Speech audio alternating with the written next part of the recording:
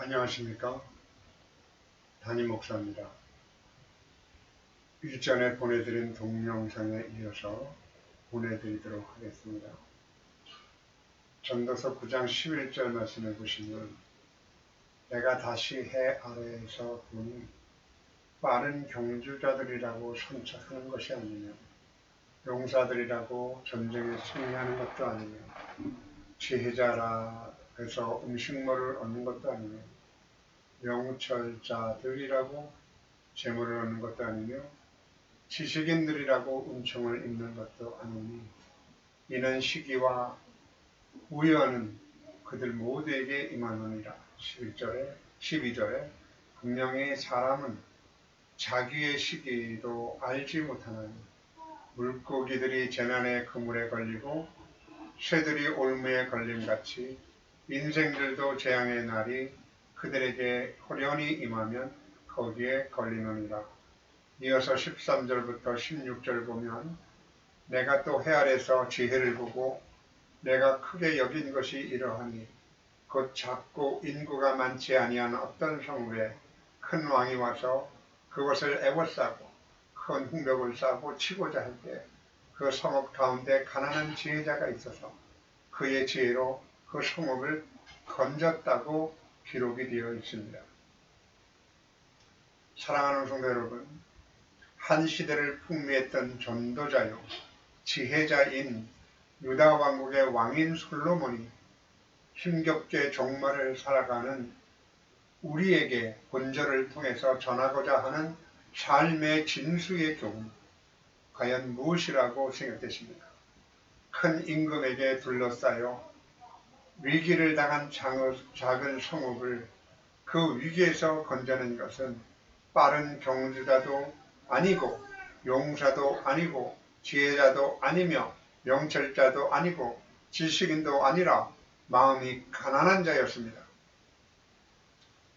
세계 곳곳마다 코로나 바이러스 감염 사태에 이어서 4천억 마리의 메뚜기 떼 재앙이 아프리카에서부터 시작되어 중동을 거쳐 인도 파키스탄에 이르러 중국 국경에 이르렀다는 소문과 보도를 접하며 엎친 데 겹친 격으로 갈 바를 모르고 설 바를 모르고 방황하는 불쌍한 군중들을 보면서 마치 큰 임금 곧 재앙에게 둘러싸인 작은 성읍 이 지구촌의 위기를 보는 것 같습니다. 하나님께서는 성경을 통해서 분명히 언약을 이루시고 이번 사태를 통해서 삶의 벼랑 끝에 서 있는 우리들에게 징조를 보이며 이렇게 말씀하고 계시는 것 같습니다.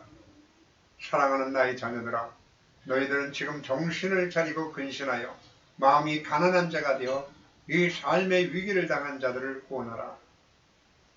아멘. 이사야 66장 1절에서 2절 말씀을 제가 공독해 드립니다. 여호와께서 이와 같이 말씀하시되, 하늘은 나의 보좌여 땅은 나의 발판이니 너희가 나를 위하여 무슨 집을 지으랴? 내가 안식할 처소가 어디랴? 나 여호와가 말하노라. 내 손이 이 모든 것을 지었으므로 그들이 생겼느니라. 물은 마음이 가난하고 심령에 통회하는 자, 내 말을 듣고 떠는 자, 그 사람은 내가 돌보려니와. 그렇습니다, 여러분. 하나님께서는 이사야 선지자를 통하여 마음이 가난하고 심령에 통회하며 떠는 자들을 돌보시며 당신이 거할 처소로 삼겠다고 약속하십니다. 본절에서 내가 돌보려니와 라는 단어는 나바트라는 단어를 번역한 것으로서 보호하겠다, 올바른 길로 내가 끝까지 인도하겠다는 하나님의 선언적인 표현이십니다. 가난한 자, 그리고 심령에 통회하는 자, 말씀을 인하여 떠는 자, 이 세 가지 종류의 사람을 말하는 것이 아니라 오직 하나님 한 분만을 경외하는 마음으로 하나님 말씀에 순종하며 그분만을 간절히 사모하며 의지하는 자를 가리킵니다. 근본 이 감염 바이러스 사태를 겪으면서 저와 여러분이 스스로 해결할 방법도 없고 능력도 없음을 알고 우리의 무지함과 무감각과 아둔함을 깨닫게 됩니다. 또한 이것이 죄에게 지배당하고 있는 우리의 영혼의 현주소임을 알면서도 아무런 힘도 쓰지 못하고 마치 적군에게 무장해제를 당한 것 같이 우리는 큰 권세에 둘러싸인 작은 성읍처럼 손 놓고 형편이 돌아가는 대로 기다릴 수밖에 없는 가련하고 참혹한 신세가 되었음에도 불구하고 언젠가는 나아지겠지라는 근거 없는 낙관론에 깊이 빠져 있음이 안타깝습니다. 문제는 저와 여러분이 하나님 앞에서 심령이 가난한 자가 되는 겁니다. 심령에 통해하는 자가 되는 겁니다. 말씀에 인하여서 떠오는 자가 되는 겁니다. 그렇다면 먼저 가난한 마음이 되는 길이 과연 무엇일까요? 가난한 마음은 죄로 인하여 상실했던 그 하나님을 향한 절대 의존의 마음으로 돌아가는 것이고, 하나님이 아니시면 그 어떤 것으로도 자신의 가난한 심령이 채워질 수 없다는 하나님의 향한 간절한 갈망과 그리움입니다. 이 갈망 속에서 열렬한 기도가 나오고 바로 이 그리움 속에서 목숨 건 예배가 나옵니다. 이 목마름 속에서 우리의 영혼의 형상인 그리스도 예수를 온전히 담고자 하는 깊은 몸부림이 나오게 되는 것이죠. 바로 이 가난한 마음 속에서 죄를 미워하고 하나님의 은혜를 보고 싶어하는 그리운 마음과 순결한 마음이 솟아나오게 되는 것입니다. 이 구절을 생각할 때마다 그렇구나.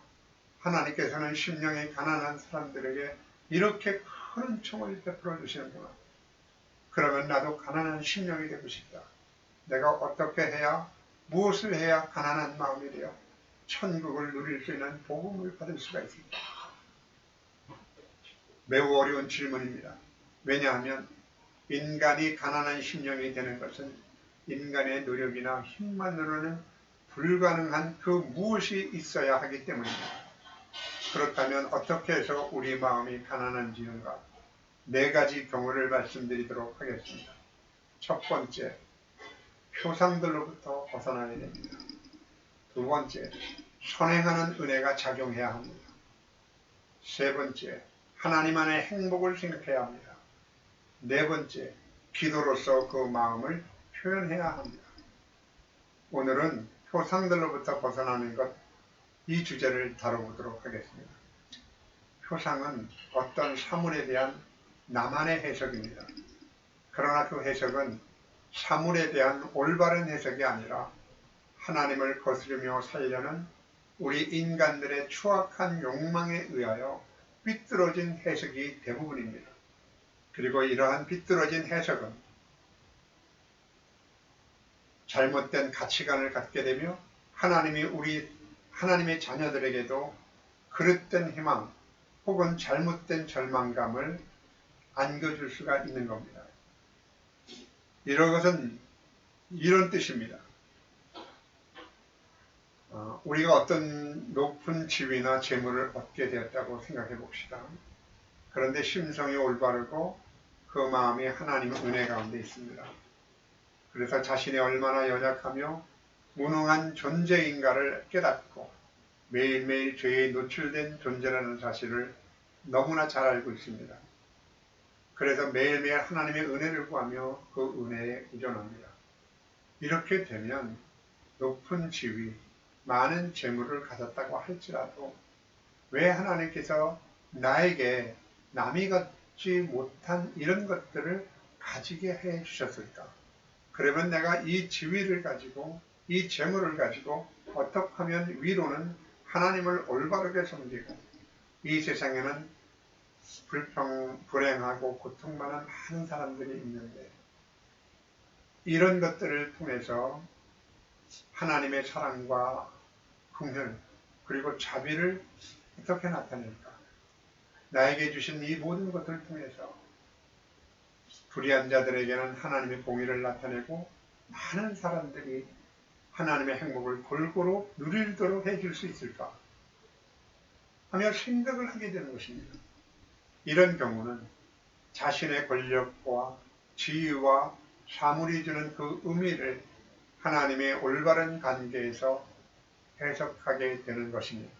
이런 경우는 표상으로부터 자유로워진 것입니다.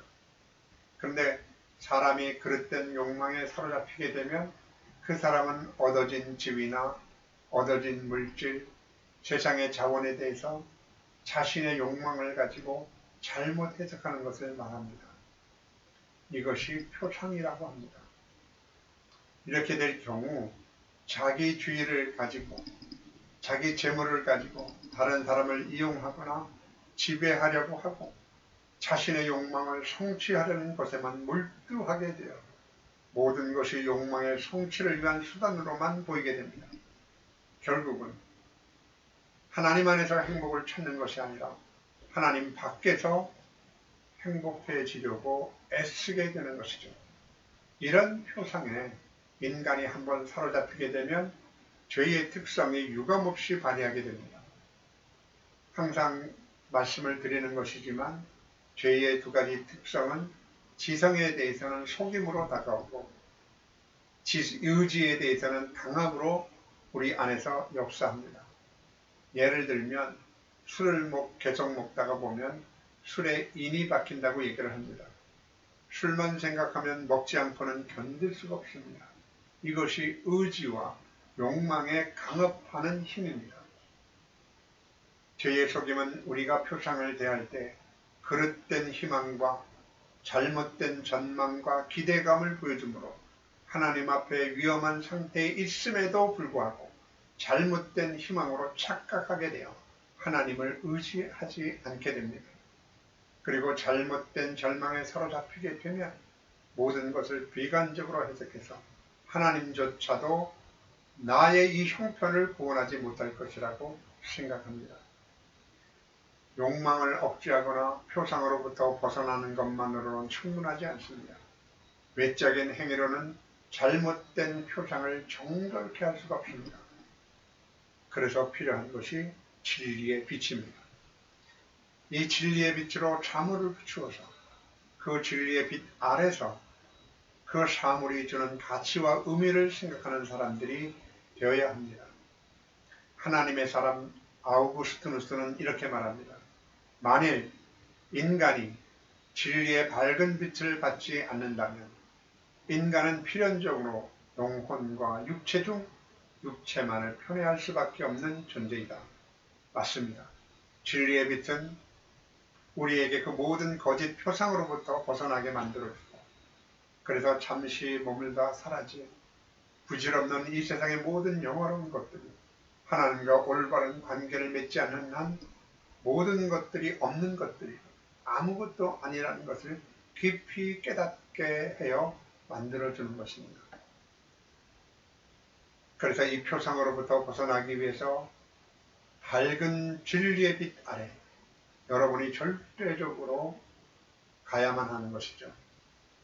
그래서 마음을 모으고 뜻을 하나님께 집중해서 나는 내가 누구인지 알 수 없는 비참한 존재이니 하나님 주님의 밝은 빛으로 짐승 같은 나의 마음속을 비추어 주옵소서라고 간구해야 하는 것입니다. 사랑하는 성도 여러분, 지난 일주일 동안 이런 밝은 진리의 빛 아래서 조명을 따라 나의 삶에 적응하며 사셨습니까? 그동안 들었던 진리의 밝은 빛 아래서 하나님께서 나에게 왜 이런 형편을 주셨을까? 왜 이런 진리를 주셨을까? 하나님이 왜 이런 명예를 주셨을까? 왜 이런 위치에 있게 해주셨을까? 왜 나에게 이런 재물을 주셨을까? 왜 이런 가족을 나에게 주셨을까? 왜 이런 건강을 주셨을까? 왜 이런 형편을 지금 나에게 주셨을까? 여러분의 마음을 조명해 보셨습니까? 한번 생각해 보십시오. 비누로 표범의 얼룩무늬를 지울 수가 있겠습니까? 잿물로 구수인의 검은 피부를 씻어낼 수가 있겠습니까? 서로 그렇게 할 수 있을지라도 인간의 그릇된 희망과 절망에 물들어 버린 이 표상은 인간의 외적인 행위나 노력이나 또는 자원이나 세상의 그 어느 것으로도 정결케 할 수가 없는 것입니다. 그러나 가장 비참하고 더러운 죄인이라도 그 마음속에 비치는 진리의 참된 빛 때문에 흘리는 회개와 참회의 눈물은 그 마음과 영혼을 씻어 모든 추악한 욕망으로부터 벗어나게 만들어주는 것입니다. 그러므로 우리는 매일매일 주님의 빛 아래서 다시 태어나야 하는 존재인 것입니다. 아침마다 그 진리로 새롭게 변화되고 밤마다 진리로 내 심장의 교훈을 받아 매 순간 우리의 마음을 뒤흔드는 이 사물로 인하여 솟아오르는 욕망적인 표상에서 하나님 주신 그 영혼이 자유로워질 때 비로소 우리는 하나님만을 의존할 수밖에 없는 가난한 심령이 되는 것입니다. 사랑하는 성도 여러분, 하나님의 사랑이 그리워 눈물을 펑펑 흘려본 적이 있습니까? 그립고 보고픈 하나님, 제가 깨닫기가 짐승같이 우둔한 내 마음속에 있는 이 부패하고 추악한 욕망은 항상 출렁거려 하나님의 진리의 통계에서 벗어나야 합니다. 어떻게 해야 합니까? 주님, 내 눈을 열어 이 모든 거짓된 표상에서 벗어나 주의 귀한 법을 보게 해 주옵소서 라고 기도하는 가난한 심령들이 되기를 바랍니다. 선행하는 은혜가 작용해야 합니다. 두 번째 시간은 이어서 다음 시간에 보내드리도록 하겠습니다. 감사합니다.